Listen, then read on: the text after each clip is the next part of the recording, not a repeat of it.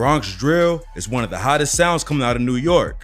Even though most fans credit K-Flock or Ron Suno with starting the wave, others credit a dude named Spazz Drilly, a certified gangster who's currently fighting 2 murders after being targeted in a massive takedown. Here's the story of Spazz Drilly, the demon of New York. Spazz Drilly grew up in the G-side neighborhood of the Bronx, one of the wildest areas in the city. It's a small place, but has many active gangs. Bloods, Crips, YGs, and more all function in the same area, so it's always tension. Even dudes who rep the same gang but live in different hoods got beef with each other, like Sex Money Murder members from Seth side going after Sex Money Murder dudes from G side.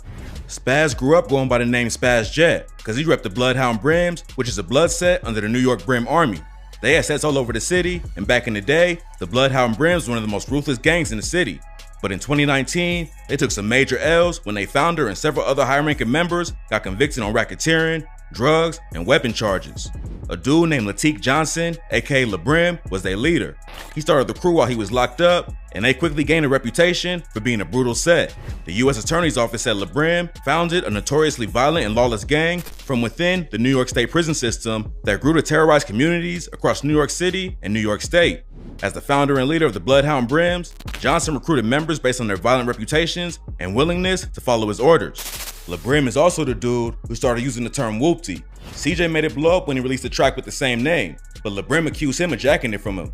In the call from jail, Brim said, "So first and foremost, CJ made a hot song, but the content that he used is not his content. So his foundation is based off a lie. He's not whoopty. He don't know nothing about whoopty. He just seen a fly splash and he jacked it." By the time he was 17, Spazz already had respect in G-side, and his homie Dumb Out was high up in the Brims too. The two of them been tight since they was kids, and allegedly, they also jumped Lil TJ together.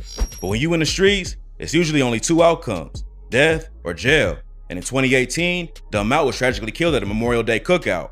According to the building superintendent where Dumb Out was killed, a group of teenagers was having a cookout in the courtyard when a fight broke out over a game. The fight was allegedly between Dumb Out and the Crip, and the Crip ended up stabbing himself several times in the chest. Paramedics rushed him to the hospital, but they ain't make it in time, and he was pronounced dead that night. Dumb Out's real name was Damian Gilbert, and his death was a major loss to the community. His mom told the New York Post, "He was a wonderful big brother. He was a wonderful son. He was loved by many people. We are hurting. I don't think this pain will ever go away." Another family member said he had recently worked at a Dollar Tree in the area, but it sounds like the street life sucked him in. Dumb Out was cool to a lot of people, and his death caused a split between different sets in the area. But instead of picking a side, Spazz decided to start his own crew in honor of his dead homie. He created the Drillys, and later, they linked up with the YGs to make the Drilly Gs. The Drillys was originally supposed to be a music collective, but the cops classified them as a street gang immediately as they already had a target on Spazz. Spazz has been making music since 2016, but in 2020, he had his first hit with the track Bunny Hop. It's one of the first Bronx drill songs to really pop off, and they let the Shy EK, K-Flock, and B-Love all drop in their first songs just a couple months later. Around this time, the Drillys and YGs was beefing with the OGs and DOA. Spazz dropped the track Op Spotter and went after all the Drillys' enemies. Then K-Flock and B-Love sent shots back on a remix of the track. In his verse, K-Flock went straight at Spazz with the lines, "Shooting off of eyesight, the way I bend blocks like, got me on highs like, don't bunny hop, you get shot on the spot." And B-Love did the same thing, rapping, "KK be with me, that boy make it active. If we catch a op, we put him in a casket. Going 50 for 50, the ass hits the pavement like mattress. Make him bunny hop into a backflip." They were sending disses back and forth in music, but the beef also had deadly real-life consequences. In July 2020, an alleged Crip and DOA member named James Rivera was shot and killed on East Gun Hill Road. The police responded to the scene and found him unconscious with a gunshot wound in the back, and he died later that day after they rushed him to the hospital. News 12 reported that Rivera was arguing with 3 dudes when someone started dumping shots. Witnesses told Norwood News that over dozens of shots went off, and the police ran out of evidence markers because there were so many shell casings on the ground. One witness said it was the Dominican guys that hang on East 209th Street who just wanted to rob a 24-year-old guy. He pulls out a gun and shot 3 times, and the guys from 209th Street fired 12 times, killing him. There was rumors about different sets being involved, but on August 12th, the NYPD announced they arrested Spazz Drilly and 3 others for the murder. He's been locked up on Rikers Island ever since for murder and racketeering charges after the cops brought down an 82-count indictment called Operation Drilly. The indictment named 20 alleged members of the Drillies and accused them of being involved in multiple shootings and stabbings that spanned 3 years. Bronx District Attorney Darcel Clark said in a press release, these defendants allegedly engaged in dozens of acts of violence, including murder and attempted murder, over the last 3 years, with the most recent just a few weeks ago. These defendants terrorized residents of the Fordham Bedford Park neighborhoods who were forced to run for their lives as bullets flew. Some of the charges in the indictment are conspiracy, murder, manslaughter, attempted murder, assault, and grand larceny. And the Bronx police also listed a few of the crimes that the Drillies was allegedly involved in. The first crime listed in the press release dated back to January 2019, when 4 Drillies allegedly confronted a CUNY prep student when he left school and tried to steal his jacket, then attacked him with knives and other weapons before running away. They almost killed the dude, but luckily, he was given blood transfusions that saved his life. Spazz was also arrested for the murder of a dude named James Rivera, but now they charging 6 Drillies for being involved. According to the cops, 4 of them shot at Rivera and 1 of them tried to stab him when he collapsed to the ground. Another interesting detail in the press release was the fact that the Drillies been charged with the murder of Delilah Vasquez.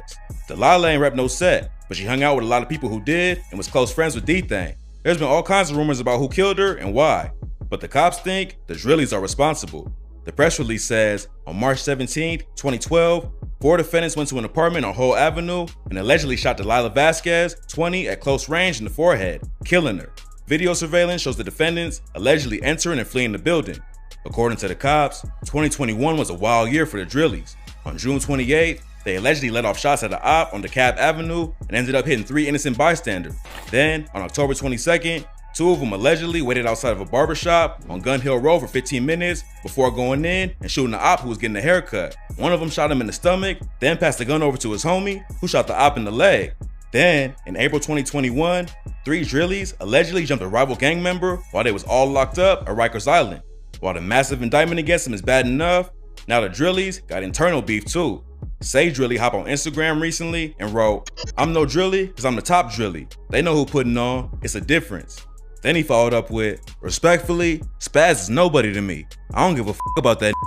Free my Drillies, free Lee, free Nas, free True, free MB. I don't dick ride no man. I'm the top Drilly. Whoever feel away, know my block." Spazz clapped back the next day by tagging Say Drilly on Instagram and saying, "As Say Drilly, it's not no fucking Drilly. You're smoking a little too much Lil Loke via SD.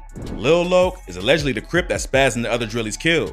He basically letting everyone know that he's still running the Drilly crew and Say ain't even affiliated with them. It'll probably be a while before any of this goes to trial, but Spazz and the other Drillies are facing some serious charges. If he's convicted on the conspiracy or murder charges, he could end up with a life sentence, so hopefully he got a good lawyer. With 20 of them getting indicted all at once, the Drillies took a huge blow. After Spazz went down on the murder charge back in 2020, Lee Drilly stepped up and started putting on for the crew with music. He popped off with tracks like Drilly Gang Freestyle, a remix of 50's Many Men, and Public Service Announcement. Lee also had a track with Say Drilly called Deadly that blew up and almost has 2 million views on YouTube.